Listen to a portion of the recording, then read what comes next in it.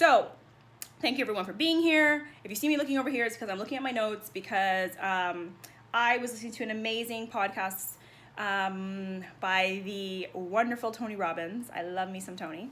And I figured a great way to start Monday was on some of the things he's talked about because it really resonated with me.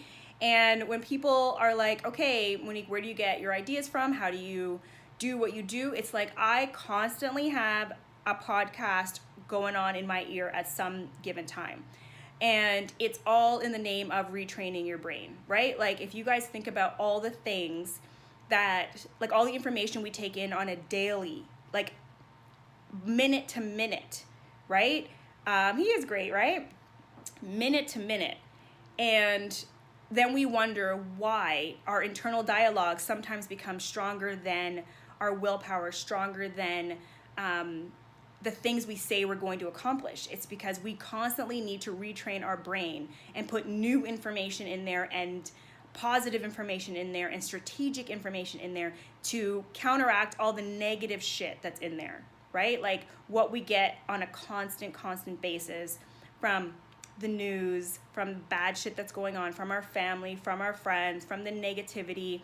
It's like, yes, the world, you know, there's shit going down 24/7, and you still need to build your business anyway. So you need to like really guard your mind against everything that could get in your way of being your best self, right? Because if you aren't able to do that, how can you go and put your gifts out in the world? You can.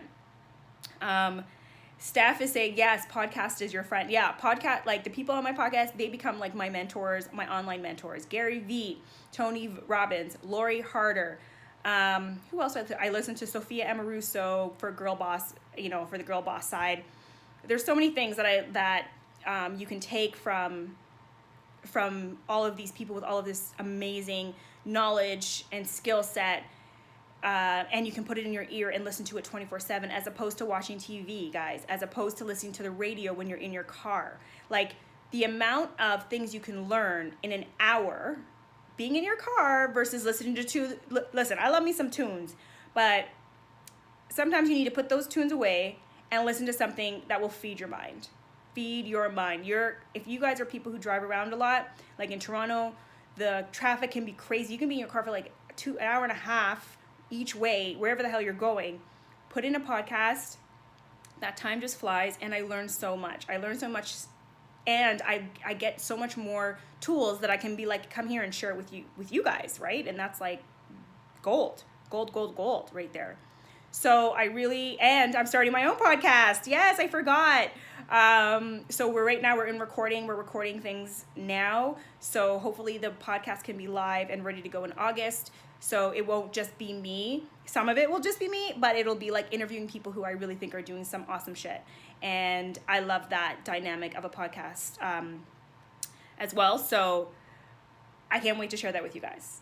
Yes. Feed the hustle and nourish it. Thank you. Yes, that's exactly. You took the words out of my mouth. Perfect. So welcome everybody who's just joining in.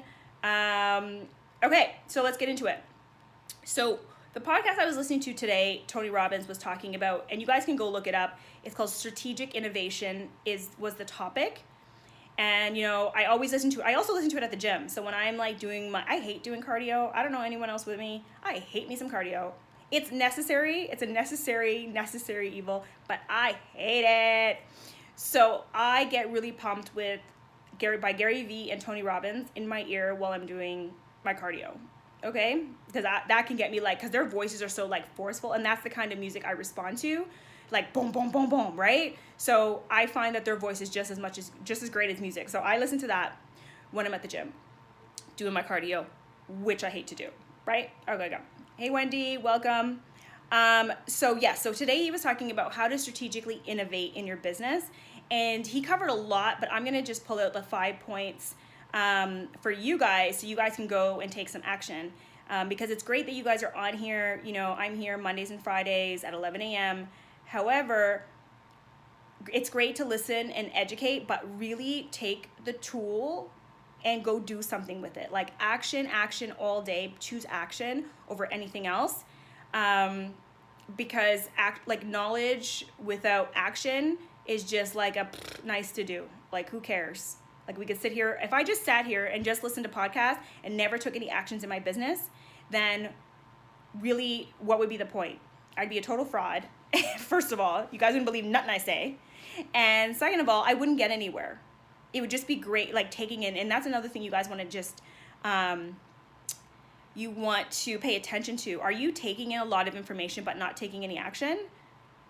Like, if that's realness for you, girl, you better go get it, okay? Okay, so let's do some points. Knowledge is power only if you use it. Thank you, Pat. Tell them. Yes. Okay, so 5 things on how you can innovate in your business, right? So we all have our core businesses, but I'm sure, and like I hear from clients all the time, I've got all of these other great ideas that I want to action on. I don't know when to action on them. I don't know if I should. Does it distract me? And things like that. So what I loved about this podcast, it was giving you permission to go action all of those things without taking away from your core business, because they're necessary in order for you to stay ahead of the competition and stay in this game, right? Because you need to constantly be innovating to stay ahead. That's just facts, right? So, people are always saying to me, Monique, you're doing so much, you're doing this, that. But it's like, that is me. Like, they're all testing grounds. They're testing to see if, 1, my audience wants these things, 2, to connect with my audience, to see what they really want, because anything I need to know lies in your hands. I can come and create a whole bunch of things, but it can't be created in a vacuum. I can't say that I've got the most amazing online course. I do have an online course, but it was created by the people in the course. They taught me what they needed. I didn't come in and be like, this is everything that your guys are going to learn. I had tools in my toolbox, but from interacting with them and their businesses, it taught me what they really want to know, right? Carmen is asking, do you think having an aesthetic profile is the key, or you can be natural and post what you have? I don't think you should just post what you have. Are you talking about on Instagram? Tell me if you're talking about Instagram, because I did a free, for my VIP clients, I did a free Instagram deep dive masterclass this weekend, and that was like an entire step was focusing on the aesthetic of your Instagram feed. Okay, yeah, I believe you should have a good aesthetic on your Instagram feed. I don't think you should just post whatever. Yes. No, girl, don't do that. Don't do that. And it's so funny because we talked about this last Friday on the Q&A when we actually went through somebody's Instagram feed on the live, and I gave my feedback. So please tune in. That brings me to Friday, guys. Friday I will not be here at 11 because I have a very important client meeting that has to happen at that time. My bad, peeps, my bad. However, I am going to come on another day this week. It's either going to be Thursday morning or Wednesday morning. I will stay attuned, stay abreast of the stories, and I'm going to post what day I'm going to come on, and we're going to do a Q&A this week for sure. But no, I do not think you should just post whatever you have. Aesthetic is important because Instagram, guys, it's all about the visual. First is the visual, then it's the message. If visually no one's going to stop on your stuff, then don't waste your time. If you're not going to provide value, don't do it. It's like, it's just to do sakes. People can smell that and they're just like, why am I paying attention to you over anybody else when I can look at beautiful pictures? Instagram first is about the visual, then it's about the value, guys. You want to create value, then it's about the message, but you want to be creating value at every step of the way. Otherwise, why would anybody choose you over somebody else? But again, I'd need to know what type of business you're in before I can like give a really good answer for that one. Let me see if I can look you up, Carmen. I hope you guys don't mind. Let's go look up, Carmen, we're going to look you up on your Instagram and see what happens here. I hope you don't mind. We're going to go into it, girl. We're going to go look at your Instagram. Because this is the best way, right? Like, how else are you guys going to get, like, real feedback if I talk in like theory. There you are. Let's see. All right. Okay. So sassy, classy, and badassery. I like. I love that. But Carmen, I mean, what I'm thinking right now, do you think that the follow unfollow technique is good for a long term? I don't think it's good for long term, no. And I do is the short answer to that. And I think you should be creating value on your, so the first thing I would say is, why are you on Instagram? What, is this a personal account? Because it looks like a personal account. If it's a personal account, then you can post whatever you want. It doesn't really matter. But if we're talking business, then we can chat. But in terms of personal account, you can post whatever you want. Doesn't matter. Because right now, I'm assuming this is a personal account, and that's what I see. That's what it is. It's you talking about your life, and that's all good. But that has, why would anyone just follow your personal account for the sake of following it without beautiful pictures and real value? Okay? So that's what I'm going to say about that, Carmen. Otherwise, definitely, tune in when we do our Q&A. We can talk more about that, or DM me and we can talk more about what your purpose is on Instagram and what it is you're trying to accomplish there. Okay? So good. Now we're going to get into how can you innovate? How can you innovate? So for your business, these are the 5 points. So the first one was getting new voices in your business. So, obviously Tony Robbins is talking on a place where he's got a big team. He can hire people and whatever, but he also talked about, it's like, if you don't have people you can hire, bringing in new voices which essentially is saying a new blood for people to give you a different perspective on your business, right? So, I'm always talking about, guys, tap into your crew, go find a tribe, create a tribe, get people who celebrate each other, get together and brainstorm on your business, right? So I talk about that at length, guys. It's everything. You cannot create your business all by yourself and then say, you know exactly what your customer wants and exactly where you're going. You need outside voices to talk to you and bring in a completely different perspective, which is number 2, a new perspective. Bringing in new perspectives from other people who may be outside of your field, outside of your industry, different age groups, or really looking at who are you trying to attract, and do you have anyone in your circle who fills that void, right? Who fills that void? Who has a different perspective and can bring a different, I don't know if you can hear me. There we go. See, this is the problem when you got to hold the phone. It's over top of the mic. Okay, I'm back. Different perspective and different voices around what you're doing, right? So I talk a lot about the different groups that I'm a part of and the different ones I've created, just so I can pick up a phone and be like, listen, ladies, this is what I'm thinking. Can you give me your feedback on this thing that I want to create? On, even when I'm coming up with my new title, yes, thank you. Give you brutal truth, people who will give you brutal truth, but they've got your back, right? Like, you're not going to ask people who have nothing to do with business, don't have your back, don't want to see you succeed. They're not actually creative or innovative in their own right. You're not going to ask those people. Don't set yourself up for failure. Please don't do that.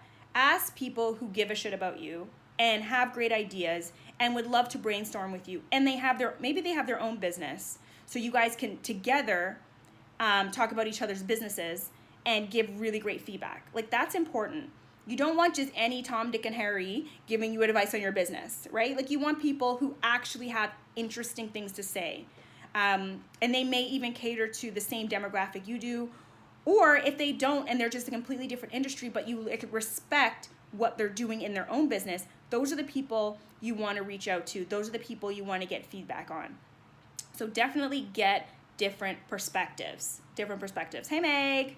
And Meg's one of those people for me. Meg, you came in at the right time. I was talking about tapping into a group of women who can give you feedback on what it is that you're creating in order to innovate. Hey, Deborah.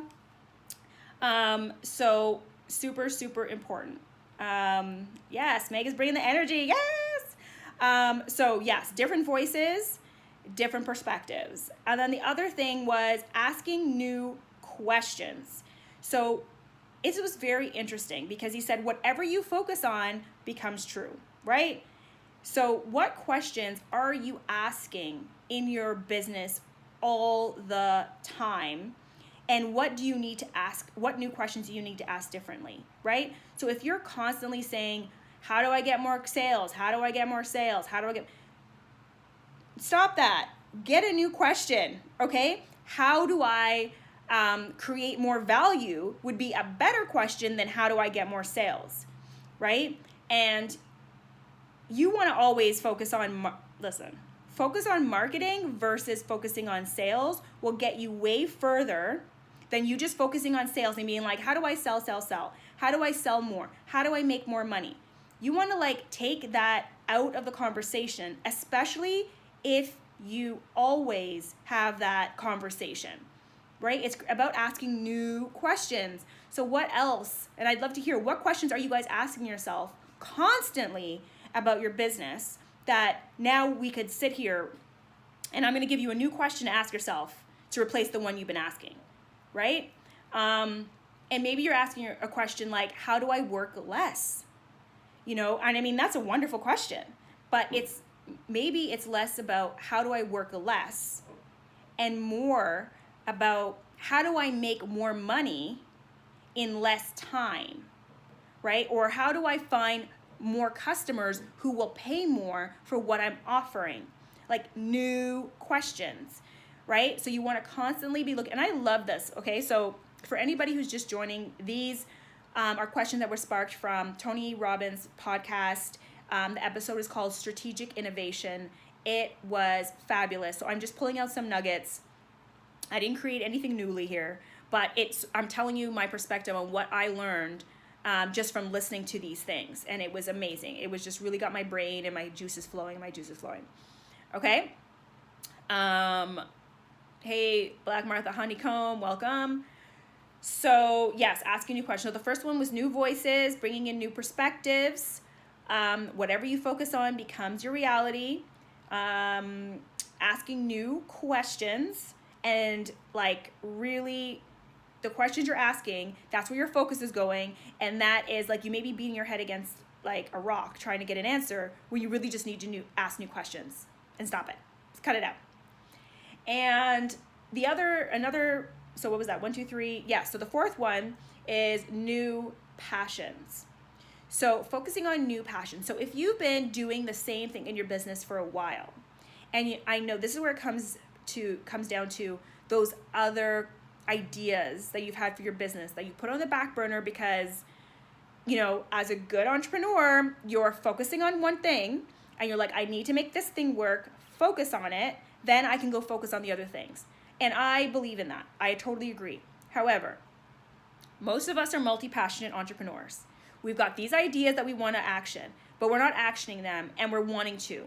Now, if you come from the perspective of, I would love to just go play with these ideas for a little bit versus I need to go take that idea, run with it, and make it a whole nother piece of my business, then you are really, you're giving yourself a chance to touch those new passions, right? And I love this, right? Because it's really giving you permission to go play with those other ideas. And no, none of it, we don't all have big giant teams, you know, where we can just have an innovation team. I mean, that's a goal to work towards, where you just have an innovation team like Apple has, where they just go and test new ideas and see how they work. You want to just maybe carve out a day of the week or a couple of hours and be like, where can I, like these hours are dedicated to newness, we're playing with my new ideas. I think that would just be wonderful, right? Where you just take the pressure off of your business for a minute and you sit down and you just play with the new ideas. If I didn't do that, guys, I wouldn't even, oh my gosh, there's so many things I wouldn't be doing. But I literally love to take once a month, sit with like my group of people and be like, listen, this is like, I just brainstorm on the things I want to be working on. And I'd be like, these are the things I want in the future. I don't know how they're going to make money. I don't know where they fit into the business just yet, but these are things that I really would love to explore. And we sit and we brainstorm and we talk about, and we're like, how could this be this like this? And when should you do that? And then I look at my goals for the year and I'd be like, where does this actually fit? If it doesn't fit, it's like for later. But at least I gave myself the chance to sit and play with them. So Tony Robbin says, explore new passions. I'm saying experiment with your new ideas, which is the next one, which is new experiments. So he calls it your new experiments. Experiment, play, try. And if you've got any kind of following, this is where you do it, right? So just like how before I was never doing Q&A Fridays, that's something new that I started from really wanting to get to know what you guys want, and doing a workshop, which was another experiment, right? So I've done workshops in the past in other businesses, but I was like, let's do a workshop, bring people together and find out what they really want. And I get to experiment with some of the new tools that I created and see if people really use them, what their feedback is. And so that was an experiment.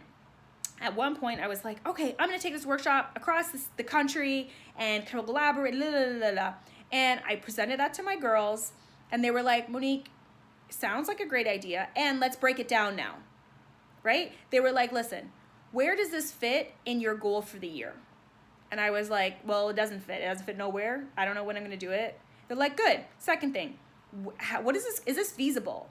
Is this going to cost you money or make you money? And guys, I'm all about that. If it is going to cost you money versus make you money, then I say it may not be the right time. You want to focus on making the money that will support the other experiments and the other tests and things that you want to be doing. Oh yeah, Meg saying I taught you that. Awesome. Yes, Meg and I talk about this all the time, and she was there. You were there when I was actually having this conversation about taking the workshops across the country, and we were breaking it down. It was like, the time may just not be now. And why do you want to do it? What's the purpose behind it? And I was like, well, I want to build community. I want to bring people together. It's like, is there another way to do that without you taking this and yourself across the country? And I was like, well, yeah, right? And that was it. I'm not attached or like in love with the concept of taking it across the country. Not yet. But it was great that I had a chance to just sit and play with it for a couple of hours. I got to experiment with it through doing the workshop here in Toronto, right? It was great, wonderful. I collaborated with other communities. We did it. I went a panel. I got to bring in experts. It was great. And it was explored. And I don't know if I want to do it again. Who knows? And now I'm thinking of all other kinds of things that I want to be testing. So I'm doing these things that Tony Robbins was talking about without me knowing I was doing these things, which is wonderful. Right? But I love that I can now share it with you guys, so you guys can now see where you can go innovate in your businesses.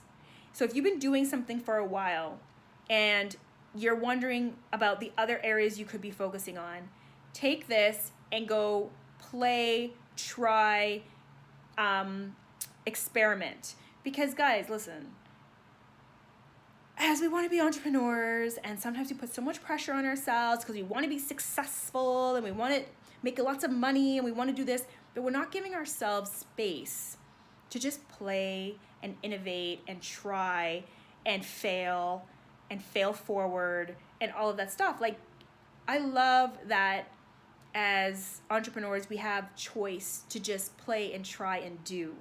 And whatever mistakes we made, I don't even know if they're mistakes. Whatever doesn't work is just an opportunity to go and figure it out and do something different so it does work. Or figure out what you like doing and what you don't like doing. And the best way to find out what you like doing and what you don't like doing is doing it. Really. Right? That is the best way to figure it out. And there's so much I'm learning myself. So for you guys who don't know, I run an online group coaching. I'm going to be launching the next one in August. And through each group that I've had a great group of women to coach in their businesses. And I've learned so much each time. I've learned about my skill set as a coach. I've learned about what my customer actually wants.